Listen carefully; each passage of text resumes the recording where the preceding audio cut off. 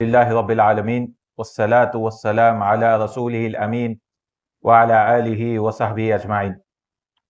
اما بعد، ساری تعریف اللہ وحدہ لا شریک کے لائق و زیبا ہے، جو ساری کائنات کا خالق و مالک و مدبر ہے، اور لاکھوں درود ہو آخری نبی و رسول محمد رسول اللہ صلی اللہ علیہ وسلم پر۔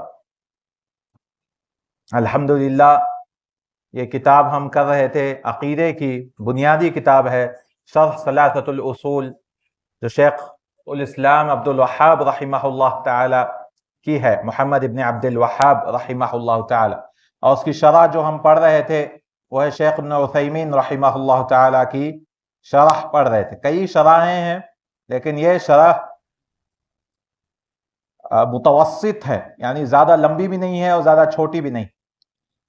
تو اس شرح میں ہم لوگ سوال پوچھ رہے تھے کہ شیخ نے شروع کیا تھا فَإِذَا قِيلَ لَكَ، آپ سے پوچھا جائے کہ مَا الْأُصُولُ الثَّلَاثَةُ، کون سے تین اصول ہیں جن کو جاننا ہر انسان کے لیے ضروری ہے؟ تو وہ کون سے تین جو پہلے مرنے کے بعد ہی سب سے پہلے انسان کو پوچھا جائے گا، وہ ہے تین اصول۔ معرفت وفقل معرفت العبد ربہ، سب سے پہلا اصول کیا ہے؟ اپنے رب کو پہچاننا، وَدِينَهُ، اس کے دین کو پہچاننا، وَنَبِيَّهُ محمد صلی اللہ علیہ وسلم، اور نبی محمد صلی اللہ علیہ وسلم کو پہچاننا۔ تو یہ تین سوال، من ربک وما دینک ومن نبیک، یہ تین سوال پوچھا جائیں گے۔ تو اس سے پہلے کسی نے یہ تین سوالوں پر کتاب نہیں لکھی، تو شیخ محمد ابن عبد الوہاب رحمہ اللہ نے پہلے یہ کتاب لکھی قبر کے تین سوالوں کے اوپر۔ تو شیخ اب وضاحت کرتے ہیں فَإِذَا قِيلَ لَكَ، آپ سے پوچھا جائے گا من ربک، آپ کا رب کون ہے؟ فَقُلْ رَبِّيَ اللَّهُ، کہیے آپ کہ میرا رب اللہ ہے۔ اور اللہ کون ہے؟ الَّذِي رَبَّانِي وَرَبَّ جَمِيعَ الْعَالَمِينَ بِنِعَمِهِ، جس نے مجھے میری پرورش کی اور سارے مخلوقوں کی پرورش کی اللہ تعالیٰ نے اس کی نعمتوں کے ساتھ۔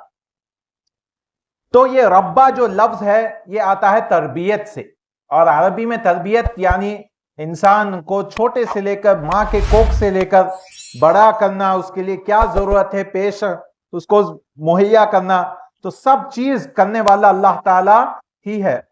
اس لیے انہوں نے کہا الذی ربانی، جس نے میری تربیت کی، وَرَبَّ جَمِيعَ الْعَالَمِينَ بِنِعْمِهِ، تو تربیت کرنا اللہ تعالیٰ نے اس لیے ماں باپ کو کہا کہ آپ ان کے لیے دعا کریے رب ارحمہما کما ربیانی صغیرا، آپ ان دونوں پر رحم کریے جیسے انہوں نے میری تربیت کی۔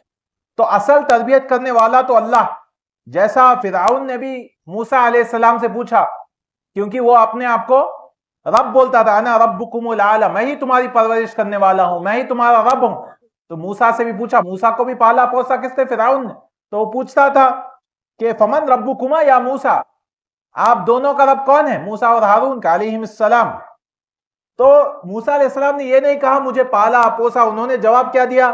قال ربنا الذی اعطى كل شيء حقه، ہمارا رب وہ ہے جس نے ہر چیز کو حق دیا، ہر چیز اعطى كل شيء خلقه، جس نے ہر چیز کی خلقیت کی، حقہ نہیں ہے خلقہ، ثم اهتدى، اسے ہدایت، یعنی خالق ہی رب ہے، خالق ہی پالنے پوسنے والے۔ ہاں یہ ذریعہ ہے، ماں باپ ذریعہ ہے، لیکن اصل کون ہے؟ اصل اللہ تعالیٰ ہی ہے۔ اور شیخ نے کہا بِنِعْمِهِ، نعمتوں کے ساتھ۔ تو اللہ تعالیٰ کے نعمتیں ہزاروں ہیں۔ اللہ نے کہا وَإِن تَعُدُّوا نِعْمَةَ اللَّهِ لَا تُحْصُوهَا، اگر آپ اللہ کی نعمتوں کو گننے بیٹھو گے تو کبھی بھی گن نہیں پاؤ گے، اس کو احاطہ نہیں کر پاؤ گے۔ تو اللہ ہی ہے جس نے آپ کو پیدا کیا، اللہ ہی ہے جس نے آپ کو برابر کیا، اللہ ہی ہے جس نے رزق دیا، اور جس نے آپ کو رزق دیا وہی ہے عبادت کے لائق۔ تو شیخ نے آگے کہا وَهُوَ مَعْبُودِي لَيْسَ لِي مَعْبُودٌ سِوَاهُ، وہی میرا معبود ہے، اللہ ہی میرا معبود ہے، اس کے سوا کوئی معبود نہیں ہے۔ تو شیخ یہ بتانا چاہ رہے ہیں کہ جو رب ہے وہی معبود ہے، جو رب ہے جو آپ کو پال رہا ہے وہی معبود ہے۔ کیونکہ آج ہمارے یہاں کسی سے بھی پوچھئے کہ آپ کو بنانے والا کون ہے تو وہ بولے گا اوپر والا یا اللہ تعالیٰ، لیکن عبادت کہیں اور جا کے کر رہے ہیں. تو اسی لیے شیخ نے یہاں پہ بات کی ہے، جو آپ کو سب کچھ دے رہا ہے، آپ دوسروں کی عبادت کیوں کر رہے ہیں؟ دوسروں کی عبادت کیوں کر رہے ہیں؟ اللہ تعالیٰ نے کہا وَمَا أَرْسَلْنَا مِن قَبْلِكَ مِن رَسُولٍ إِلَّا نُوحِي إِلَيْهِ أَنَّهُ لَا إِلَهَ إِلَّا أَنَا فَاعْبُدُونِ. ہم نے کوئی رسول نہیں بھیجا آپ سے پہلے سوائے ان پر وحی کی ہم نے کہ انہ لا الہ الا انا، کہ کوئی عبادت کے لائق نہیں ہے، کوئی الہ نہیں ہے، معبود برحق نہیں ہے سوائے میرے، فاعبدونی، تو میری ہی عبادت کرو.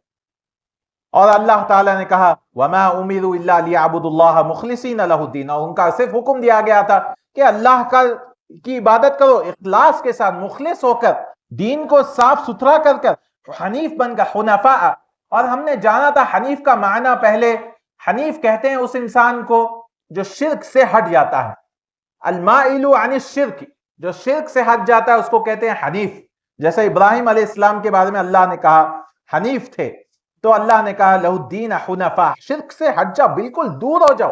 حنفاء وَيُقِيمُ الصَّلَاةَ، نماز کو قائم کرو، وَيُؤْتُ الزَّكَاةَ، زکات دو، وَذَلِكَ الدِّينُ الْقَيِّمُ، یہی سیدھا راستہ، اللہ کی عبادت کرنا یہی سیدھا راستہ ہے. اور اس کی دلیل شیخ نے کہا قولہ تعالی الحمدللہ رب العالمین، اللہ ہی ہے جو رب. اس لیے پہلی آیت سورہ فاتحہ میں دیکھیے الحمدللہ رب العالمین، اللہ نے یہ نہیں کہا الحمدللہ خالق العالمین، الحمدللہ رازق العالمین، نہیں، اللہ نے رب کا استعمال کیا. تو رب کہتے ہیں جو پالتا پوستا ہے، سب کچھ دیتا ہے، ماں کے کوکھ سے لے کر انسان کے مرنے تک، ایک ایک سانس جو ہے اللہ کس کو کیسے دینا ہے، کیا رزق دینا ہے، سب کچھ اللہ تعالیٰ دیکھ رہا ہے، رب ہے، رب العالمین، سارے جہانوں کا رب. تو یہ رب العالمین کہتے ہیں ای مربیہم، جو دیکھتا ہے، پالتا ہے نعمتوں سے، خالقہم، اور ان کا خالق بھی ہے، ومالکہم، اور ان کا مالک بھی ہے. کیونکہ ہو سکتا ہے خالق الگ ہو، کسی چیز کو بنایا اس کو بیچ دے وہ چیز، لیکن اللہ تعالیٰ خالق بھی ہے، مالک بھی ہے، مربی بھی ہے. ایسا نہیں کہ اللہ نے بنا دیا اور چھوڑ دیا، نہیں، اللہ مربی بھی ہے، رب بھی ہے، مدبر بھی ہے، اور اللہ ہر چیز کو تدبیر کے ساتھ، حساب کے ساتھ سب کو دیتا ہے. لہم کما شاء عز وجل، جیسا اللہ تعالی نے کہا. تو وَكُلُّ مَا سِوَى اللَّهِ عَالَمٌ، اللہ کے سوا ہر چیز جو کچھ ہے اس کو کہتے ہیں عالم، زبر کے ساتھ، عالم. عالم نہیں، عالم کہتے ہیں جو عالم کو جانتا ہے اس کو کہتے ہیں عالم. وَأَنَا وَاحِدٌ مِّن ذَلِكَ الْعَالَمُ، اس کی جمع ہے عالمون اور عالمین. وَأَنَا وَاحِدٌ مِّن ذَلِكَ الْعَالَمُ، تو شیخ کہہ رہے ہیں میں بھی ایک انسان ہوں اس عالم میں سے. تو کوئی بھی عالم جو گزرا ہے وہ اپنے آپ کو انسان ہی سمجھتا تھا، لیکن لوگ بعد میں جا کر، جیسا شیخ عبد القادر جیلانی رحمہ اللہ، ان کی کتابیں ہیں، انہوں نے توحید کی طرف دعوت دی، لیکن لوگوں نے کیا کیا، انہی کو غوث العظم بنا دیا، سب سے بڑا مددگار بنا دیا، لیکن اللہ تعالیٰ ہے غوث العظم. تو اس طرح سے وہ شیخ کہہ رہے ہیں العالم کل من سوى اللہ، اللہ کے سوا جو کچھ ہے اس کو کیا کہتے ہیں، العالم، عالم کہتے ہیں. وَسَمُّوا عَالَمًا، اس کو عالم اس لیے کہا گیا ہے کیونکہ اللہ تعالیٰ نے اس کو بنا ہے. اللہ ہی مالکہم ومدبرہم ففی کل شیء آیت اللہ، ہر چیز آیت ہے، یہ علم ہے، نشانی ہے. تو دنیا میں آپ پہاڑ دیکھیے، کچھ بھی دیکھیے، اپنے جسم کو دیکھیے، اپنے جو بھی اندرونی چیزیں ہیں، اپنی اولاد کو دیکھیے، سارے چیزیں، یہ سارے کیا ہیں، آیت، یہ سارے چیزیں آیت ہے. یہ علم بتاتا ہے کہ خالق کون، یہ سارے، اس لیے اللہ تعالیٰ دیکھا ہے فانظروا، دیکھو، فسیروا، سفر کرو، دیکھو یہ سارے چیزوں کو. اور شیخ نے کہا کہ اس کے بعد کہا فَإِذَا قِيلَ لَكَ بِمَا عَرَفْتَ رَبَّكَ، اگر آپ سے کہا گیا کہ کیسے معلوم ہوا آپ کے رب کی پہچان کیسے ہوئی، فَقُلْ بِآيَاتِهِ وَمُخْلُقَاتِهِ، اپنے رب کی پہچان کیسے ہوتی ہے، اس کی آیتوں سے، قرآنی آیتیں یا نشانیاں ہیں، اور اس کے مخلوقوں کو سے بھی ہم کو معلوم ہوتا ہے. تو شرح میں کہتے ہیں شیخ الآیات جمع آیتن، تو ایک آیت کو آیتن کہتے ہیں، اور جمع اس کی آیات، وہی علامت، اس کی نشان. آیت کہتے ہیں یعنی کوئی چیز سامنے ہے، یہ دکھائے آپ کو اس کے پیچھے جو چھپا ہوا ہے، نشانی ہے، وہ نشانی ہے، اس لیے اس کو آیت کہا گیا ہے. تو آیتیں دو طریقے کے ہوتی ہیں، ایک آیت ہوتی ہے کونیہ کہتے ہیں اسے، آیت الکونیہ، جو اللہ تعالیٰ نے آسمان سورج زمین بنائی ہے، اس کو آیت الکونیہ کہتے ہیں۔ کون یعنی جو دنیا ہے، عالم، جس کو کونیہ۔ اور ایک آیت ہے شرعیہ جو ہے قرآن و حدیث۔ تو کونیہ مخلوقات، تو شیخ نے کہا بآیاتہ و مخلوقاتہ، ان کی آیتوں سے اور ان کی مخلوقات، اللہ تعالیٰ کی مخلوقات سے۔ تو کونیہ سے بھی انسان اللہ کو پہچان سکتا ہے، اللہ کے آسمان زمین کو۔ اس لیے بدو سے کبھی پوچھیں، آپ کسی عرب بدو سے پوچھیں کہ آپ کو کیسے معلوم آپ کے رب کون ہے، تو وہ بولتا ہے کہ اونٹ کے مینگنیوں سے مجھے پتا چل جاتا ہے کہ اونٹ کون سا ہے، صرف اس کے جو ہے اس سے دیکھ کے پہچان لیتا ہوں، صرف پیر رکھنے سے پہچان لیتا ہوں میں کون سا اونٹ ہے۔ تو پھر آسمان زمین کو دیکھ کے میں اللہ کو کیسے نہ پہچان، اللہ کو کیسے، یہ نشانی ہے۔ اس لیے آپ دیکھیے سورۃ الغاشیہ میں جو بدو آدمی جب جاتا ہے، سورۃ الغاشیہ میں کیا اللہ نے کیا کیا، پہلے اونٹ کو دیکھو، آپ کے ساتھ کوئی نہیں ہے سفر میں، صرف اونٹ ہے، آپ اونٹ کے ساتھ جا رہے ہیں، تو افلا ينظرون الى الابل كيف خلقت، اونٹ کو دیکھو اللہ نے کیسا بنایا۔ پھر اس کے بعد اللہ نے کیا کہا، آسمان کو دیکھو، پھر اس کے بعد اللہ نے کہا پہاڑوں کو دیکھو، پھر اس کے بعد اللہ نے کہا زمین کو دیکھو کیسے ہم نے، وَإِلَى الْأَرْضِ كَيْفَ، چاروں چیزیں آیتیں اللہ نے کہا کہ یہ سب بنانے والا کون ہے۔ یعنی آپ سفر پہ ہیں، اکیلے ہیں، یہ چار چیزیں نظر آئیں گی، آپ اونٹ رہے گا، آسمان رہے گا، پہاڑ رہے گا، وَإِلَى الْجِبَالِ، جبال رہیں گے اور زمین رہے گی۔ یہ ساری آیت الکونیہ ہیں، نشانیاں اللہ تعالیٰ کے لیے۔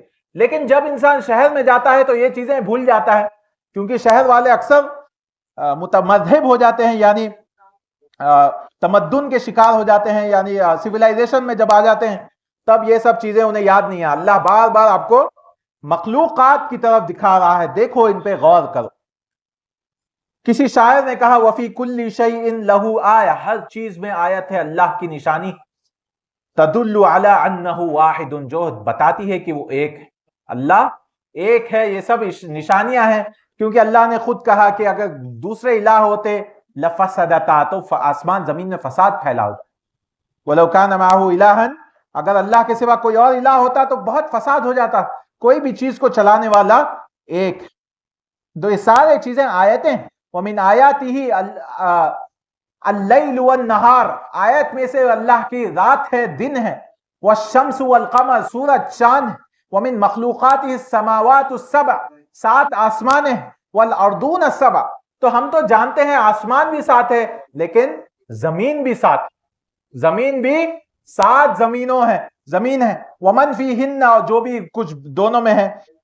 یہ سب آیتیں اللہ کی قدرت کی، کمال القدرت، کہ اللہ نے دن و آسمان، رات دن بنائے اور دن آسمان زمین بنائے، یہ حکمت ہے اللہ تعالیٰ کی، کمال و رحمت، رحمت ہے اللہ تعالیٰ کی۔ تو سورج بھی آیت ہے، آیت من آیات اللہ، لکونہا تسیر سیرا منتظما۔ آپ کسی کیلنڈر میں جا کے دیکھیے، آج کا ٹائم دیکھیے سورج نکلنے کا، پچھلے سال کا ٹائم دیکھیے، 10 سال پرانے کا ٹائم دیکھیے، یہاں کا وہی ٹائم رہتا، نہ 1 منٹ آگے ہوتا ہے نہ 1 منٹ کم۔ ہاں تھوڑے سالوں میں تھوڑا بدلتا ہے، لیکن ہر سال وقت جو ہے وہی رہتا ہے۔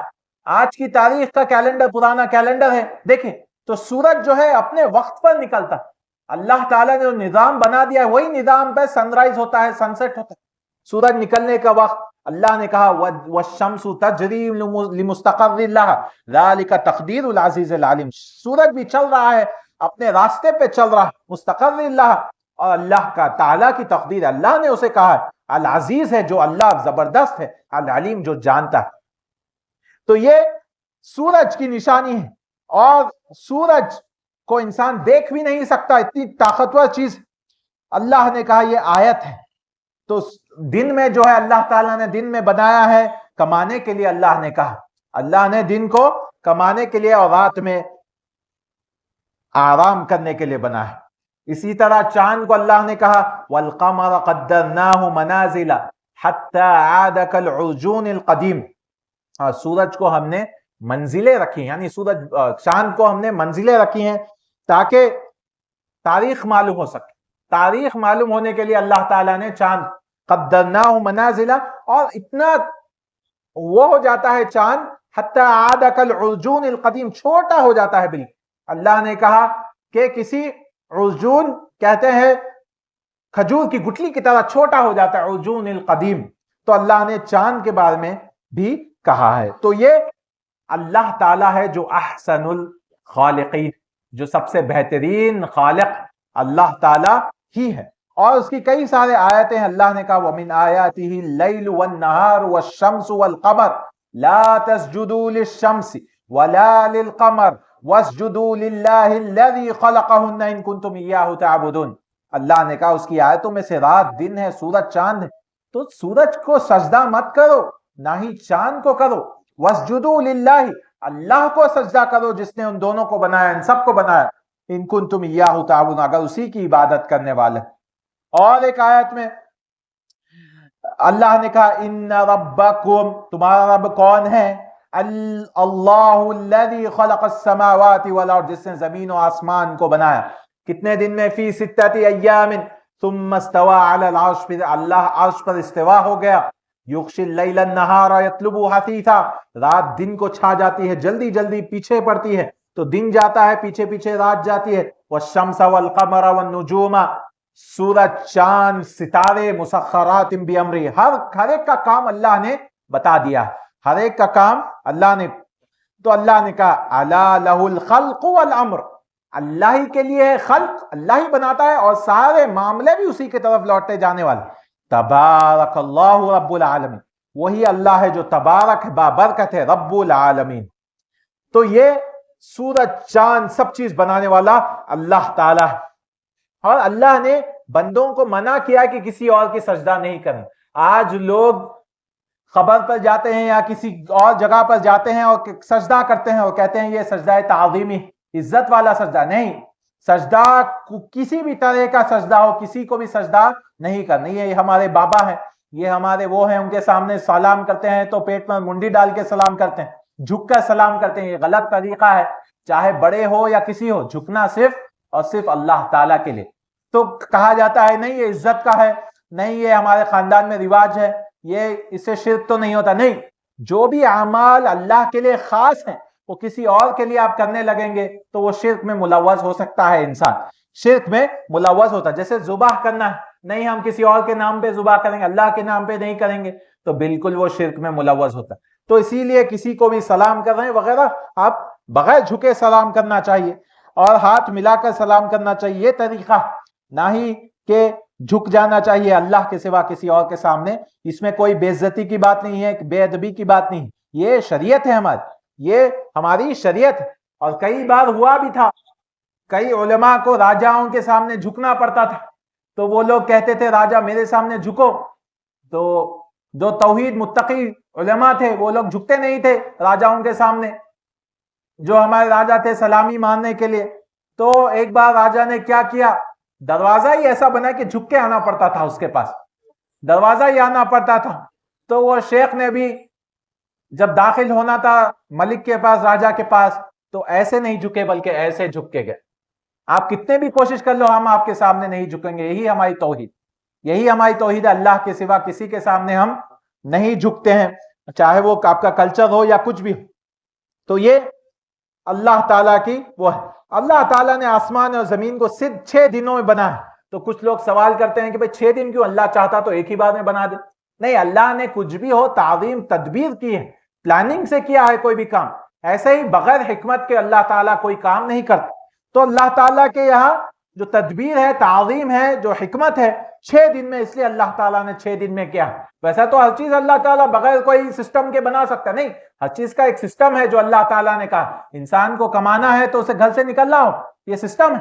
انسان کو بچے ہونا ہے بولو شادی کرنا پڑے گا، یہ ایک سسٹم اللہ تعالیٰ نے کہا. کتنی بھی آپ دعا کر لو بغیر شادی کے بچے اولاد نہیں ہو، کتنی بھی آپ کوشش کر لو گھر میں بیٹھے رہیں گے تو رزق نہیں ملے گا. تو یہ ایک اسباب ہے، سبب ہے جس کو اختیار کرنا ہے. ہاں بے شک اللہ کی تقدیر، اسی لیے کہا جاتا ہے تقدیر اور اسباب دونوں ایک چڑیا کی پر کی طرح، دونوں اختیار کرنا ہے آپ. کچھ لوگ زبردستی کہتے ہیں کہ نہیں تقدیر میں تھا تو ہوگی شادی بچی کی، تقدیر میں آپ کوشش ہی نہیں کر رہے ہیں، آپ کوشش ہی نہیں کر رہے ہیں تو کیسی تقدیر کی بات ہو. جیسے کشتی میں کوئی مثال ہے، یہ واقعہ تو نہیں ہے، بس ایک مثال ہے. ایک کشتی میں انسان ڈوب رہا تھا، وہ اللہ کو دعا کر رہا تھا کہ اللہ مجھے بچا لے، مجھے بچا لے. ایک کشتی والا آیا, دوسری کشتی والا ڈوب گیا تھا, وہ ڈوب رہا تھا, تو آؤ چلو میں بچا لیتا ہوں. وہ بولا نہیں, اللہ بچائے گا, اللہ بچائے گا. وہیں پہ انتقال ہو گیا, وہ ڈوب گیا ہو. تو پھر بعد میں جا کے پوچھا, اے اللہ کہ آپ نے مجھے بچایا نہیں, میں تو دعا کر رہا تھا, میں تو آپ کا نیک بندہ تھا.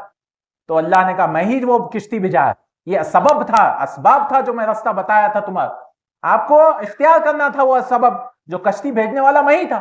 تو اللہ سبب بتاتا. اس لیے خضر یا خضر بھی جو بھی نام آتا ہے, جو ہم لوگ خضر علیہ السلام بولتے ہیں, ان میں بھی دیکھے معاملے, جیسا انہوں نے ایک بچے کا قتل کر دیا, تو موسیٰ علیہ السلام نے پوچھا کیوں قتل کر دیا, تو یہ بعد میں جا کے ماں باپ پہ ظلم کرنے میں. تو اللہ تعالیٰ کے پاس ایک ہر چیز جو ہے تقدیر میں لکھا ہوا.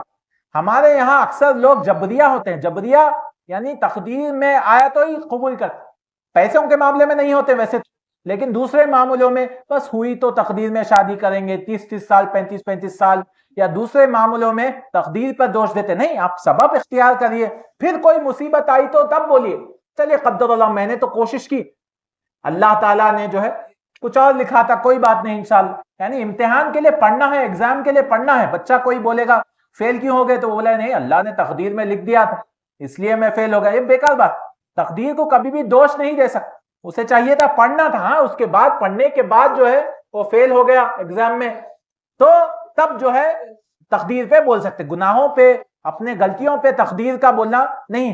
اس لیے عمر رضی اللہ عنہ کے پاس ایک انسان آیا, اس نے چوری کی, تو اس نے کہا اللہ نے تقدیر میں لکھ دی تھی اس لیے میں نے چوری کی, اگر اللہ نہیں لکھتا تو ہم چوری نہیں کرتے تھے. تو عمر رضی اللہ عنہ نے کہا ہاں بالکل اللہ نے لکھ دیا, اور اللہ نے یہ بھی لکھا جو چوری کرا اس کے ہاتھ سے ہاتھ کاٹنا ہے, تو تقدیر میں یہ بھی ہے کہ تیرا ہاتھ کاٹنے والا.